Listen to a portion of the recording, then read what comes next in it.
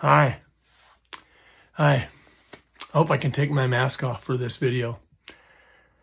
It's midnight and I'm having trouble sleeping. I'm home alone, so I think I can go without my mask. I'm confused. I heard Governor Walz lay down some more executive orders. I received an email from a parent. I'm writing to you out of concern for the students and athletes of Minnesota. We've been wearing masks, practicing social distancing, washing our hands, and staying home when sick. Kids have been quarantined for 14 days because someone that was maybe near them took a test, and some of those had symptoms, some of them did not. We've even heard stories about kids naming other kids they didn't like just to make them have to quarantine.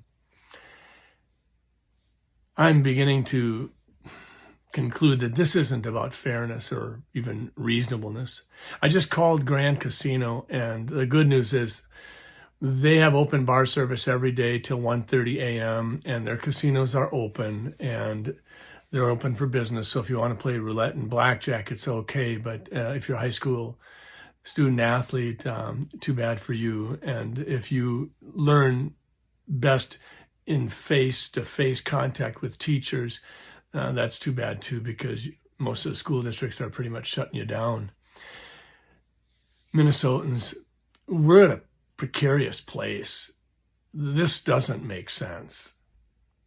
Yeah, we have a case-demic, but we're not going to squash this virus, and certainly not with rules like this where you say the casinos can be open, but kids can't go to school, and high school students can't play in athletics, but the Vikings and the Gophers can.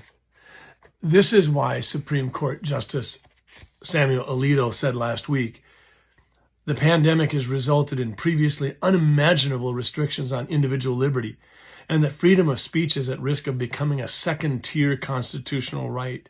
He went on to say, we have never before seen restrictions as severe, extensive, and prolonged as those experienced for most of 2020.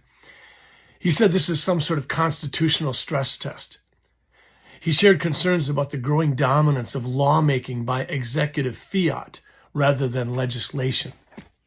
And Governor Walz comes out today and tells us that we're shutting down for another 4 weeks because this is what we need to. And in the meantime, we see that Governor Newsom in California flaunts his own rules, goes out to private dinners, says that he's outside having dinner, doing appropriate mitigation techniques for COVID-19. But the fact of the matter is there are pictures of him and 11 other guests sitting inside, no mask, drinking and partying at fancy restaurants. Minnesotans, this is not about being a Democrat or Republican or independent. This is being alarmed at what's going on. Be alarmed. Try to think outside the box that you might be living in. Try not to be totally captivated by some sort of group thinking echo chamber. You should be alarmed. If I have learned one thing, Governor Walz's policies are not about fairness. They're about reacting. They're about pandering.